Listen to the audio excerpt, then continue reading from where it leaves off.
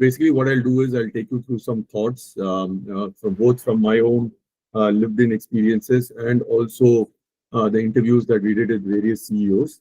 The way I've structured the presentation is we'll talk about some of the challenges that leaders are facing today. Ravi, can you stay on that second chart, please? Then we'll discuss the concept of nurturing leadership. What is nurturing leadership?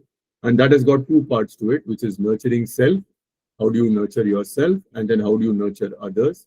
And the last one is, a lot of what you see here is not something which is rocket science. So, we all know about it. But then what is then coming in the way from us implementing it? And how can we convert these into habits? So that's what we will talk about. Next, please.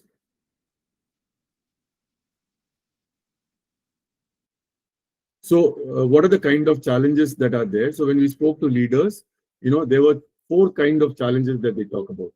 The first one is macro environment challenges, which are really to do with, geopolitical challenges. So something happens between Russia and Ukraine that has a direct impact on the prices of crude, that has an impact on the cost of the laminate, and that impacts the consumer price at which you can sell your product, right? So there are challenges that we are facing at that level. Then regulatory challenges, for those who work in the food industry, pharmaceuticals, and many other industries, there are a lot of regulatory challenges that come up our way, which cause, stress. The third is technology. We all know that, technology is changing at a very rapid pace. And even as leaders struggle to keep pace with it, something else new is coming up. So these are challenges at a very macro environment level. Then at the next level is business challenges. Now, if you look at the businesses that you work in, I used to work in confectionery for a long time. Now, if somebody asks me a question for perfectly, who is your competition, right? Actually, the competition is not just Parle or ITC. The competition goes much beyond that. It could be biscuits, it could be it could be ice creams, it could be kurkure. Why? Because the kid comes to a shop with 5 rupees or 10 rupees, and they have an opportunity to buy anything that they want from that price point, right? So who is your competition? The second thing is business models are evolving, right? Earlier, we had going to the mom and pop stores and selling direct offline. Now, of course, e-commerce has come. Then there is B2B, B2C, D2C. So there are a lot of business models that are coming up as well. We all know sustainability and governance is becoming very important for companies from a compliance point of view. And last but not the least, managing stakeholders. Who are your stakeholders? External stakeholders, internal stakeholders, and how do you manage the stakeholders, right? So these are some of the challenges from a business perspective. The third is people challenges, which is how do I attract and retain talent, right? Earlier, people joined a company and wanted to stay there for a long time so that they could build a career. But today, the kids today are like, okay, I will work for some time. If I don't like it, I'll quit. I'll take a break, look at doing something else. So there is a lot of churn happening. So it's very important for leaders to know what are the drivers of different generations. And multi-generational workforce is becoming very important, right? So today, in any company you see, we have people all the way from, say, 25 to 60 who are working. And obviously, they have very different drivers. They have very different needs. So how do we understand that? And how do we work according to that? So aligning career drivers, for example, becomes very important. And the last one is, see, end of the day, while we are leaders, we could be director, we could be vice president, and so on and so forth. We are all human beings first, right? So everybody is a caregiver to parents. They have a responsibility towards their family. They have to take care of their own personal well-being, manage personal crisis, and so on. So these are the kind of challenges that leaders are facing today. And if you look at the nature of the challenges, there are three kinds of things. One is things are changing really rapidly, right? So the challenges are also rapidly changing. The second is the challenges are all interconnected. Something happens thousands of kilometers away, that has a direct impact on how we do business. And the third part of it is there is no predictability, right? Nothing is certain. So these further make the challenges even more complex. So therefore, what happens is all of these challenges take a toll on leaders and their teams. And therefore, it is very important for leaders to nurture themselves, right? And so that they can effectively nurture others. And that is what we are calling as a concept of nurturing leadership. So what did we do? We thought we'll write a book on this. And the idea was to make it a practical handbook for leaders to implement in their daily life. So we do not want to make it a theoretical framework. So what we decided was we'll go and interview various CEOs from different industries, geographies, corporate leaders, entrepreneurs, etc., so that we can understand from them how do they nurture themselves and how do they nurture others. So some of the names that we interviewed, you can see there: Harsh Mariwala, Nisaba Godrej, Radhika Piramal, Sanjeev Mehta, Arundhati Bhattacharya. So we got various leaders who we interviewed, eventually 117 CEOs, of which 32 were women CEOs, right? So that's how the book came about. So I'll just pause here for 1 minute if anybody has any questions. Otherwise, we can move to the next section.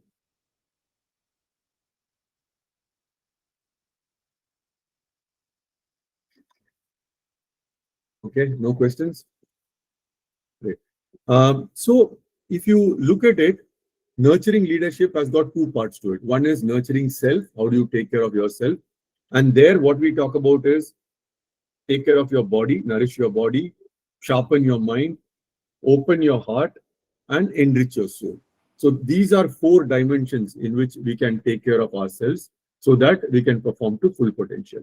Now let us look at one by one and see what are various leaders doing in those spaces. First thing is to take care is our physical well-being. If we are not able to take care of our physical well-being, we will not be able to do anything else, right? We all know that. So what are the different elements of physical well-being? Exercise, definitely. Various leaders talk about different things that they do to take care of their physical well-being. Eating well. Are you eating at the right time? Are you eating the right kind of food? Are you eating the right kind of quantity? So that becomes very important. Are you hydrating yourself? Regularly consuming water, something people don't really think about. And also very important, a lot of leaders spoke about it, is am I getting enough sleep and rest? It's very interesting because people like Elon Musk, Indra Nui speak about how they get away with 4 hours of sleep, right? Now, for some people it might work, but it's very, very important that we give our body enough rest and sleep so that the body can recover and we are able to then perform to our full potential. And some of these we can track by using a tracker. So when we spoke to various leaders, some of them had some of their own practices. I'm just putting a few practices here. Harsh Mariwala, for example, said even though he's 70 plus, I exercise around 90 minutes every day and I mix it up. So sometimes he does yoga, some days he's playing golf, sometimes he does some gym work and so on. Vinita of Sugar Cosmetics spoke about running being her meditation. Nisaba Godrej was very clear that I need to get my 7-8 hours of sleep. So even if it means going for a dinner party early and finishing up, I have to get my sleep. So different people had different ways of sort of managing their physical well-being. Next, please.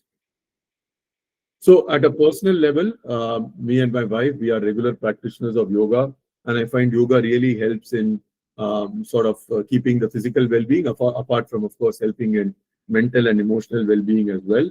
What you see on the right side, there is a tracker that I use on a daily basis to track whether I am doing some activity every day.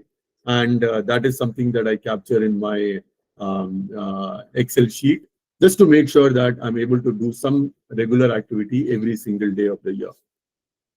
The second aspect of nurturing self is mental well-being, which is really about sharpening the mind.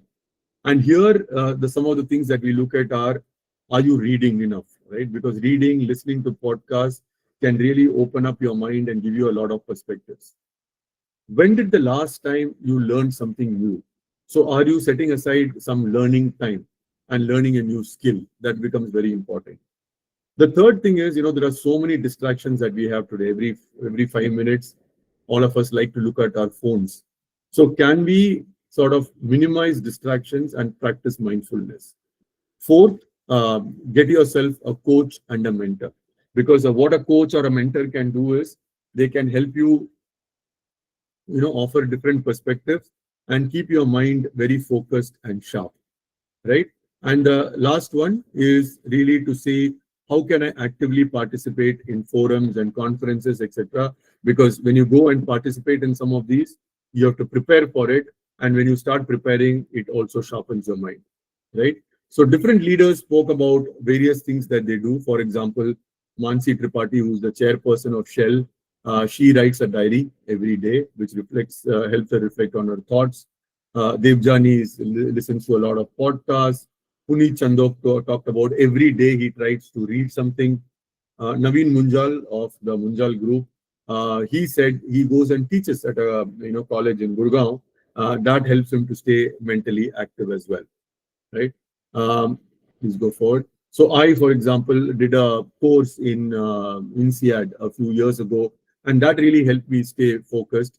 My wife, for example, she has a target of reading 3 books every month.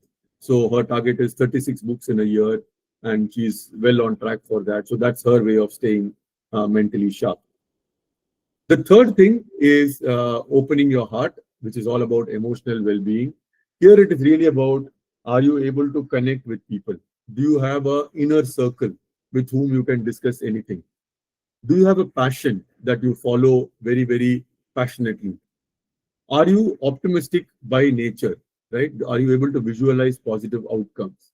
And of course, being close to nature is also another way to stay emotionally at a good place. Now, again, different leaders follow different things to sort of make this happen. Bharat Puri, for example, said, I'm an eternal optimist. I like to see the positive in everything. And that rubs off on other people also. Somebody like Mahesh Madhavan of Bacardi, who's a global CEO, he spoke about how gardening allows him to stay grounded and close to nature. Somebody could have painting as their form of staying emotionally at a good place. So for me, for example, I have photography is one of my passions, and that is something that I pursue quite actively. Can you please move to the next chart? And what photography has helped me do? Please move to the next chart, please. It has helped me look at things from multiple perspectives. So my passion has actually helped me in my job also, and it has also made me more mindful of the present, right? The next aspect is around spiritual well-being, which is really enriching your soul. What are the values that you live by? That becomes very important. Do you have a purpose statement? Do you have a personal mission statement that you live by? We find that a lot of leaders find their own form of meditation, because meditation helps us to go within and find our own inner peace. Are you actively contributing to a cause, right? Are you involved in some social cause that you are attracted to? And last but not the least, is there some faith that you follow? So different people again have different ways of spiritual well-being. Next, please. And what we found was Arundhati Bhattacharya spoke about how spirituality is really a balance between, maintaining her equanimity. Or, Pramod Sinha, who's the founder of Ashoka University, said that the work that he does in education gives him a lot of sense of purpose. Ratna is a practicing Buddhist, and that really helps her to deal with anxiety and stress. So different people have different ways of finding their own way of spirituality. A lot of people we saw do meditation also. So for us as a family, we run something called My Daughter is Precious, where we support the graduation education of girls. So we support 2 colleges, Janki Devi Memorial College and Holy Family Nursing College. And so far we have sent more than 100 girls through their graduation by providing them financial support and also mentoring support. So that's what we do as a family. So I'm going to pause here for a minute. That brings us to the end of the section on nurturing self. How do you take care of your body, mind, heart, and soul? Uh, any questions, any thoughts? I'm happy to answer, and then we can move on to nurturing others.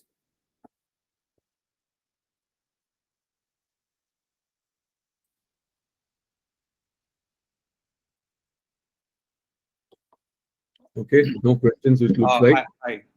Am I audible? Yeah. Hi, good morning. This is Shiva. So I have a Morning. question. So what kind of podcast you would like to recommend for us? See, it's a good question. I am not wedded to one particular podcast. I try and listen to different kind of podcasts. So I wouldn't be able to tell you specifically any one, but like recently I was listening to Deepak Jayaraman Play to Potential, which was quite interesting. So that I found good. So what I do is I look more by topic, which is of interest, and then find a podcast rather than look at a particular person and then look for some podcast. So I wouldn't be able to give you a specific thing saying follow this particular podcast, but it really depends on the genre that is of interest to you. Okay, thank you. Yeah. Any other question?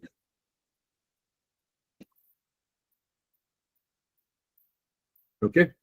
So which brings us to the next part of the conversation, which is really about how do you nurture others, right? And here, what we say is that nurturing people is like nurturing a garden, right? So we call it 4 P's of nurturing, which is prepare the soil, make sure that you have the right environment, you have the right culture in the organization, you get the groundwork ready.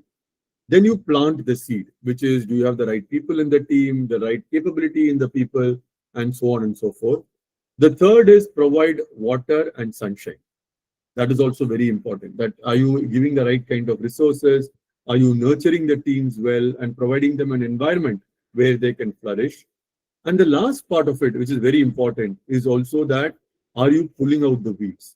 Which is if there are certain people who don't fit in the organization, are you removing them? If there are some bad practices or behaviors that are there, are you addressing that? And so on and so forth, right? So this also becomes very important. So the 4 P's are really around preparing soil, plant the seeds, provide water and sunshine, and pull out the weeds. And then if you look at what are some of the qualities which are required for leaders to nurture others, we call these qualities HOPE, HOPE, which is really about humility, to say that I don't know and I'm willing to learn. I think that's very, very important for leaders versus saying I know everything. Openness. Am I curious to learn something new? Am I asking people questions? Am I going out and trying to read or listen to podcasts? Patience, one of the most underrated virtues of leaders, because every leader wants to quickly get results, quarter on quarter profits, etc. But are they being patient about things? And the fourth one is empathy, which is am I able to connect with people, right? So humility, openness, patience, and empathy are 4 qualities which are required for leaders to have. And therefore, what are the behaviors which are important for nurturing others? The behaviors we call MILE, MILE, mentoring and coaching, inspiring, listening, empowering. And in the next few minutes, we'll talk about each of them. Yeah, is there a question?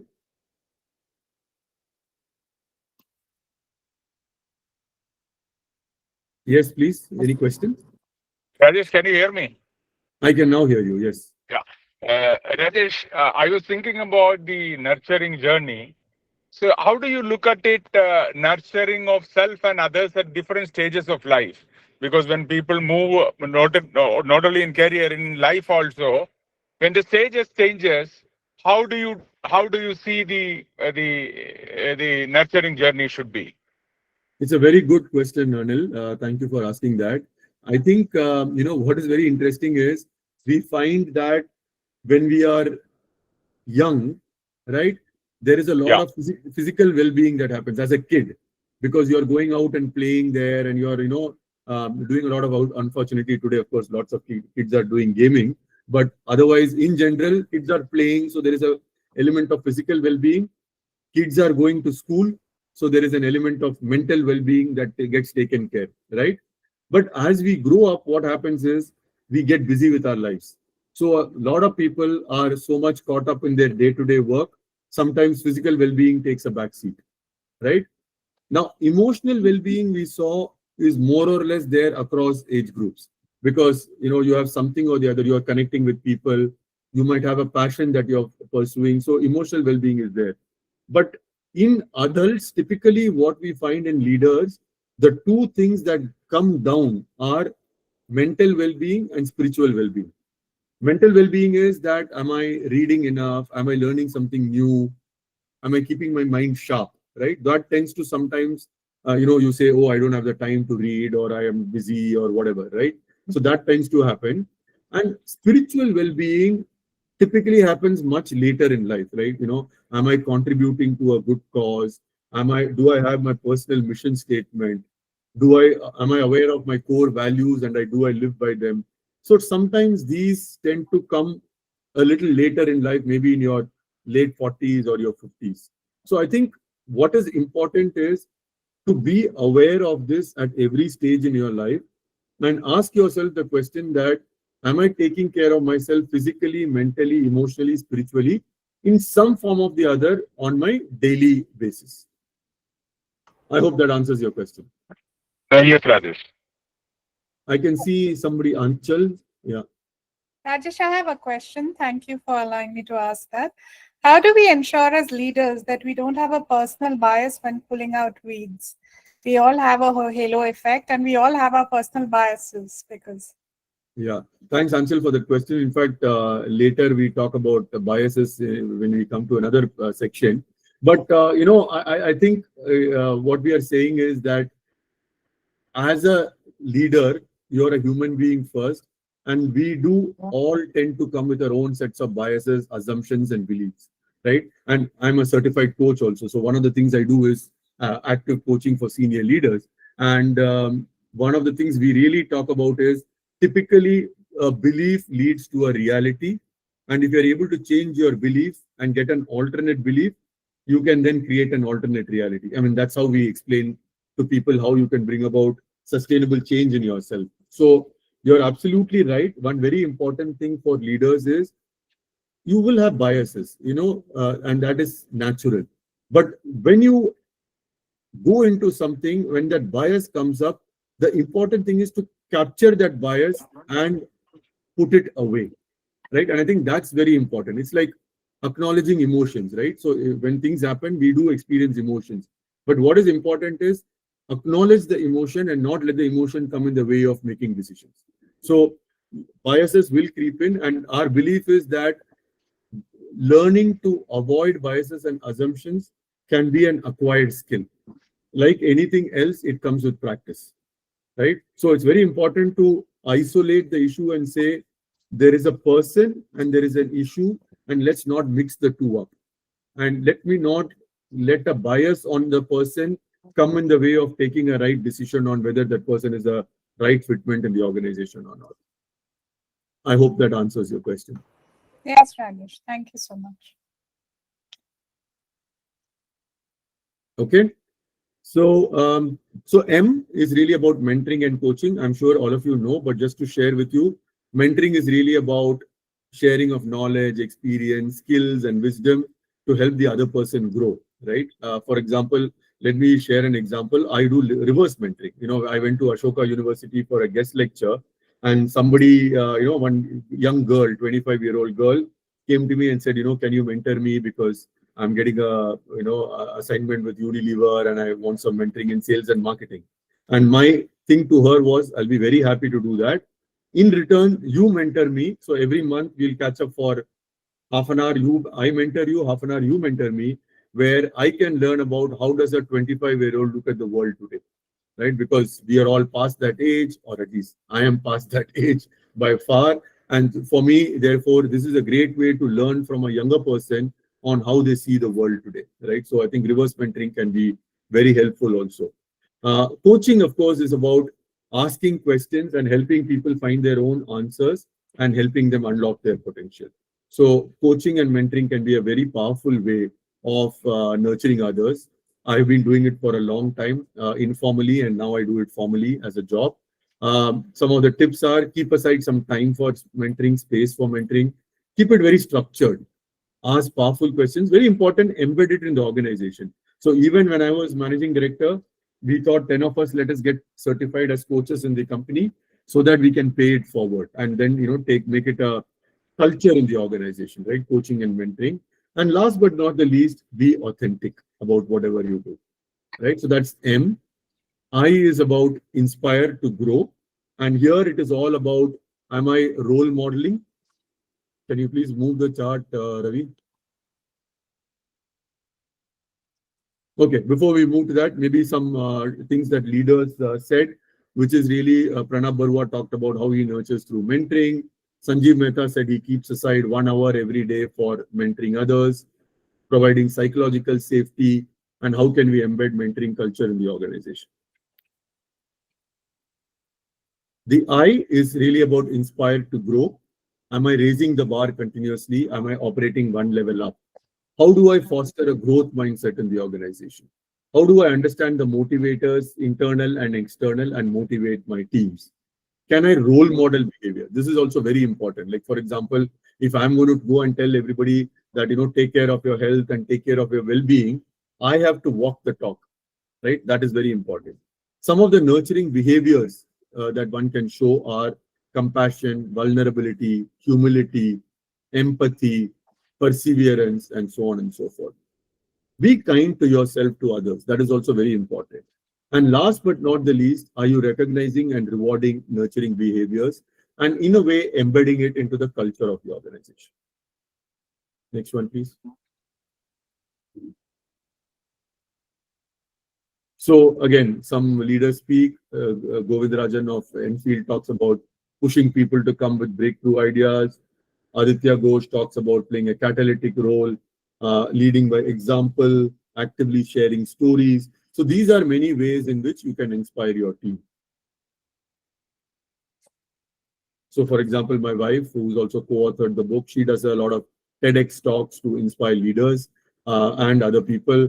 I do, workshops and sessions on, for example, lessons in leadership from photography is a session that I often do, which is really to share stories and help people learn and get inspired through using the analogy from photography. The L is about listening, and one of the things we found is a lot of leaders are a little bit low on listening. I think listening is again an acquired skill. We can learn how to listen well. How do we develop a listening mindset? Very important to keep aside some space and time for listening. It's not like saying, "Acha, acha, chalo, chalo, baat kar lete raaste mein," right? Can I keep aside some time for listening? That's very important. Listen with empathy, right? You're not listening and saying, "Acha, tell me," and then you're doing something on your phone. Am I listening with empathy? That's very important. And, Anchal, to your point, very important to avoid biases and assumptions while we are listening, right? So that is also a key facet of listening, which is, am I able to put aside my biases and assumptions when I'm in a listening mode? Next, please. So different leaders talk about listening, about Rajesh, I have a question. And you spoke of listening, and everybody speaks about listening. And we all assume that we are good listeners. I once attended a listening mindset, like you said, and I realized that listening is not what we really think we are doing as leaders. But how do you define good listening? Yeah, it's a good question. Thank you for asking that. I think, I came across a Chinese thing, right? Long back, there is a Chinese saying, listen with ting, Ting, right? So listening, you don't do with your ears, you do with your heart, right? So am I using all my senses when I'm listening to you? So for example, I mean, right now I can't see any of you because all your videos are off. But if I'm having a conversation with somebody, am I being fully present in that conversation, right? Am I putting away my phone? Am I taking away all my distractions?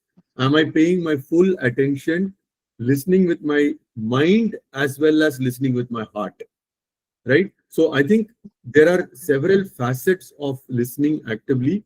I think the few facets are definitely keep aside a time and a space for listening. Be fully present while you're listening and listen with your heart as much as you listen with your ears. So I would say these are a few things to keep in mind. Sure. Thank you. Can we move on, please? Next chart. And I think, one of the other things I would say is being a coach has actually helped me become a better listener, because in coaching, what they teach you is if I'm coaching somebody, I do 20% of talking and the other person does 80% of talking, right? So just by being quiet, by being able to listen to the person, ask the right kind of questions, you can actually significantly practice and improve your listening skills as well. The E is around empower to thrive. I think it's very important, which is, am I empowering my team? And how will empowering happen? When you are able to develop trust and create psychological safety. Am I able to delegate very well? One of the leaders, Anand Kripalu, spoke about it. I have a hands-off, eyes-on approach, right? So I give my team the freedom to do what they have to do, but I've got their back. So even if they may make mistakes, I allow them to learn from it and become better. Giving timely feedback is very important, right? I do have the right feedback mechanism, and I'm not waiting for end of the year appraisal to give feedback, right? Do I provide the right resources? So just by delegating, that is not good enough. It is also important to make sure that the right resources are provided so that the teams are able to deliver what they have to do. And last but not the least is using empowering language. Very often when somebody comes with an idea, and I'm sure many of you can relate to this, our immediate response is no, but. So that means that, oh, this can't happen because something. However, try and change that to say yes and. Yes, I hear what you're saying, and maybe we could add this to it, right? So it's just a different way of expressing yourself, but that can really give a lot of people the courage and the confidence to come and share their ideas as well. Let's move on, please. So again, Govind Iyer, who's Ravi, please go back. Who's the board member at Infosys, talks about how he has a purpose to enable every person to be a better version of themselves. A lot of people talk about when I have to take a back seat and when I have to be there with the team to help, and so on and so forth. So clearly, that is something which is very, very important, and successful leaders do it quite well. Next chart, please. So, these are the 4 things that we saw about how to nurture others. Now, if you will turn around and say all of this is very common sense, right? We all know about it. But then still, why are we not able to practice it? And typically what comes in the way is, sometimes it is lack of awareness. Sometimes it is our own values and beliefs. Or I have a certain belief that, I can't do this because I have 1.5 hour commute in the morning, 1.5 hour commute in the evening. Where do I have time to exercise? So I have a belief like that, right? Or inability to prioritize. Sometimes inability to balance polarities. And very often also absence of a nurturing culture in the organization itself, right? So there are many things that can come in the way. And one of the things that we saw is, next chart please. Striking the right balance is very important. So what is important is you should have the discipline to do certain things and have the flexibility to course correct if required. For example, my discipline is every day I will do some activity or the other, physical activity. The flexibility is sometimes I'm traveling, I carry my work shoes with me so that I can do that exercise wherever I'm going, right? So have the discipline, but have the flexibility. Have the ambition. So all of this we are not saying, hold on here, Ravi. All of this we are saying that, ambition is very important. It's not like, these are all fluffy things to do. It's very important to have the ambition. You have business results to achieve. You have to drive your KPIs and targets, etc. But have compassion also, which is be kind to yourself. Sometimes the results may not come through, in which case be kind to yourself to say, okay, what did I learn from that and how can I become better? Similarly, be kind to others, right? Sometimes failures could happen. How do I move on from there, learn from that, and get to the next level? The third part is balance between self-orientation and other orientation. It's very important to take care of yourself and take care of others. Like what do they say in an aeroplane, right? When you get onto a flight, they say, put on your mask first before you put the mask on for others, right? So self-orientation is very important, and taking care of others is also equally important. So making sure that you strike the right balance between the two. Next, please. And the last one we talk about is how can you create habits, right? So we have created a framework called AISH, AISH, which is really around awareness, intention, start action, and habit creation. And typically, what you find is awareness is there. I am overweight, is awareness. I need to lose 10 kilos in 3 months, is intention. Start action is where the gap happens. That, okay, today onwards, I have to start doing some physical activity, or I should eat less, or whatever it is. And if you're able to do that action over a period of time, habit gets created. Now, various leaders talk about different ways in which you can build habits. And I'll just give you one or two examples. One is called habit stacking. What is habit stacking? You try and create a new habit next to an existing good habit, right? So example could be, suppose you want to start reading. I brush my teeth in the night, I put down the toothbrush, and I pick up a book to read. So what are you doing? You're starting a new habit of reading a book next to a good existing habit of brushing your teeth in the night, right? Temptation bundling. So for example, there was a leader who spoke about saying, I don't like walking, but I know it's very important to walk. I love listening to classical music. So what I do is I put on classical music and I walk. So then I don't realize that I'm walking at all. I'm enjoying the music, so साथ साथ walking भी हो जाता है, right? Or you could have an accountability buddy. You could tell somebody, hey, you know what? Let's start the reading habit. Every day we'll read for 15 minutes and put a tick to each other on WhatsApp. So that way you have a buddy with whom you can collaborate to make sure that you're building that new habit. So there are many ways in which you can do that. And it's very important as leaders to sort of find a way to get that awareness, get that intention, start the action, and create the habit. Next, please.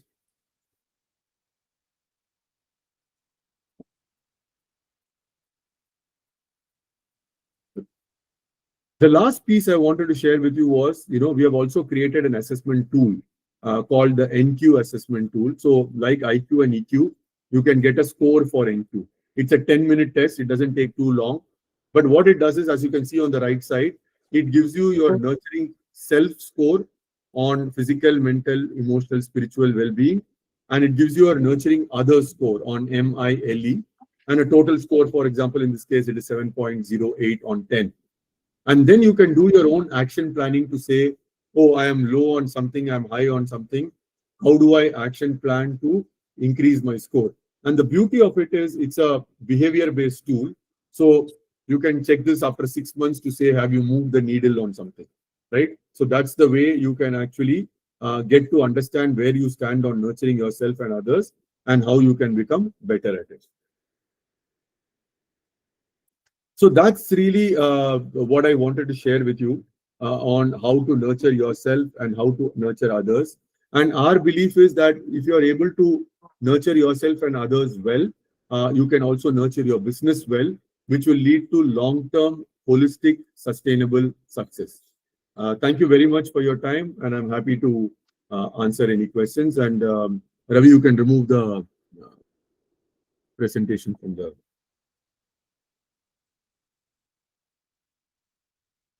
Any other questions? I'm happy to answer.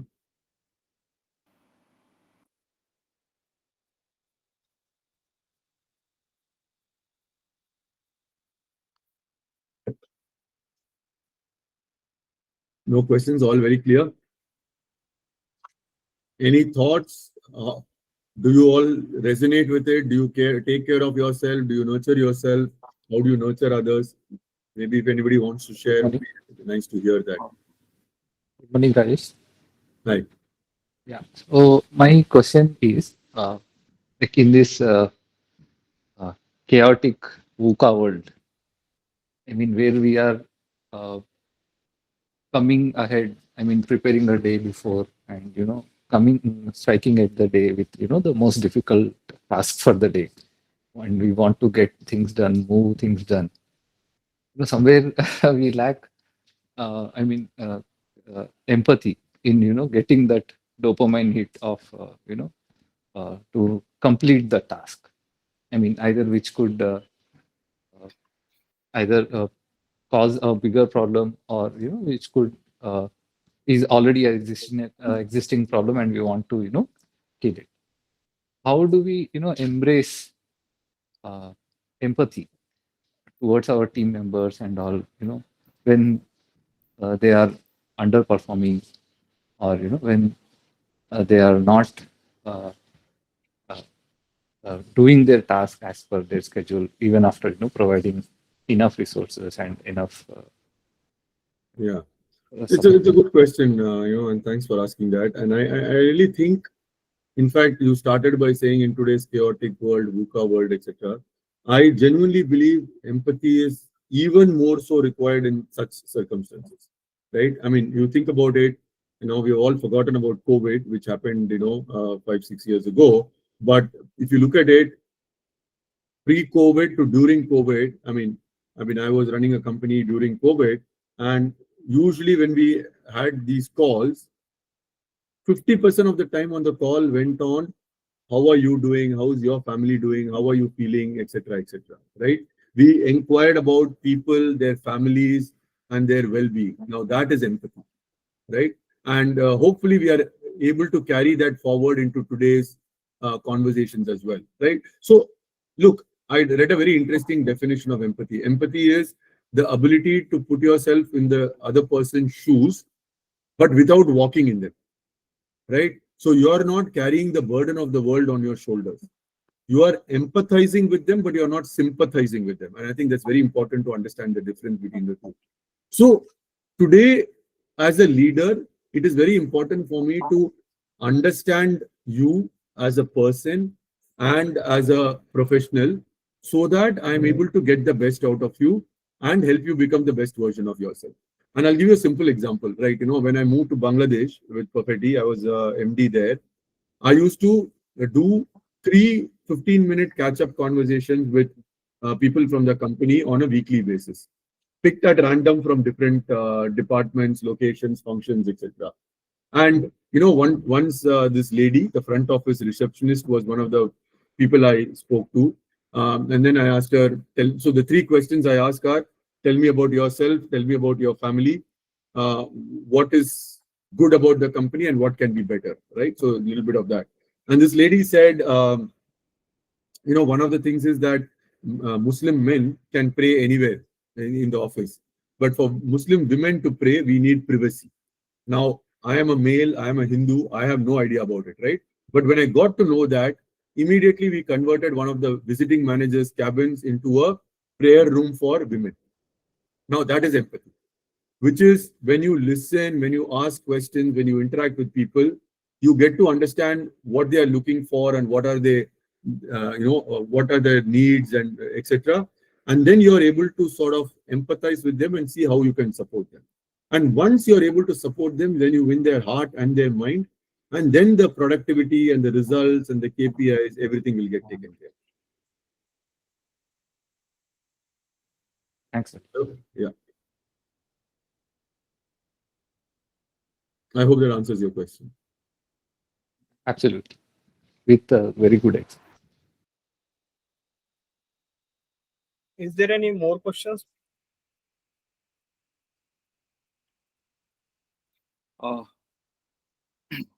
Thanks for all your insights and thoughts on leadership. And very recently, I've also got the book on the nurturing quotient and started reading it. Thank My you. question to you is, what are the other tools and resources that you would recommend for anyone who is planning to enhance his leadership skills? Enhances? Leadership skills. See, I think what I would say is, I think leadership, who you are is how you lead, right? That's a fundamental thing. So if you are, as a person, nurturing yourself, making sure that you're, getting better at all 4 domains of energy, and you're also nurturing others effectively, you become a better leader, right? So my thing to you would be, and I'm not saying it just because of the book. As you would have seen, we spoke to over 100 CEOs, right? And CEOs of very high stature also. And almost all of them, we find the ones who are doing really well are the ones who take care of themselves in all 4 domains of energy. So it is not just about, am I doing some physical activity? Am I sleeping well? Am I reading enough, etc.? But including things like, do I have a passion that flows back into my work? Do I have a larger purpose that aligns with the work that I do? And so on and so forth. So I would say check against all of those metrics to see whether are you nurturing yourself on all 4 domains. I think that's very important. And when it comes to others, again, am I able to mentor and coach my team? See, ultimately, business results people forget. What stays with people is the legacy that you leave behind with people, right? So am I nurturing somebody well, where 20 years later somebody calls me and says, boss, I've got job A versus job B, which job should I take? I think that's a true test of whether you nurtured that person or not, right? So mentoring and coaching, how do you inspire people? By walking the talk. If I don't do it, then I can't expect anybody else to do it. Am I listening well? And I think Anchal asked that question, and without biases, without assumptions, am I listening well? Am I also empowering my team so that they can learn and grow? If I don't give them the space to learn and grow, how will they grow? And then I also have time for myself to grow because I'm not doing one level below work, right? So I think these itself, if you are able to practice well, it can significantly enhance your nurturing ability, which will then make you a better leader to deliver businesses. And then, of course, there are the functional parts of it in terms of strategic thinking, ability to connect the dots, do I have a strong understanding of the business, and all of that, right? But those are all things that I assume that as leaders, we have it for a large extent. And the ones which we really want to develop are the other so-called softer aspects of leadership. Okay, thank you.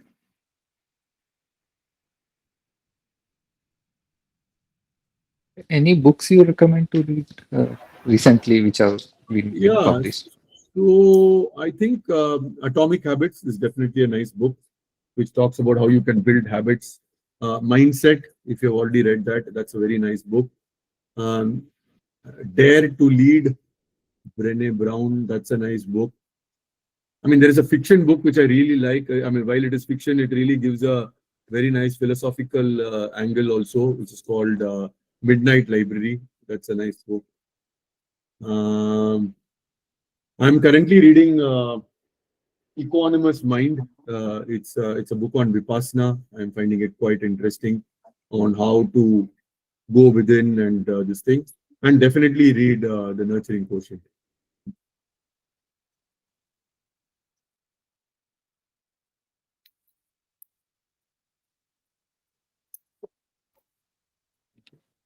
Any other question?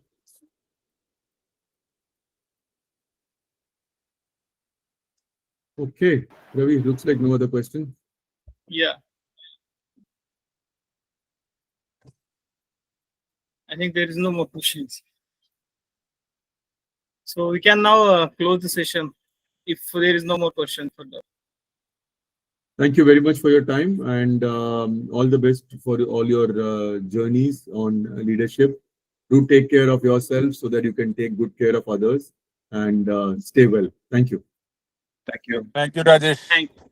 Thank for the you. session. Good to see you again, Likewise. Anil. Thank you. Thank you. Take care. Thank you. Thank you, everyone. Thank you, everyone, for joining here. And thank you, Rajesh. Thank you.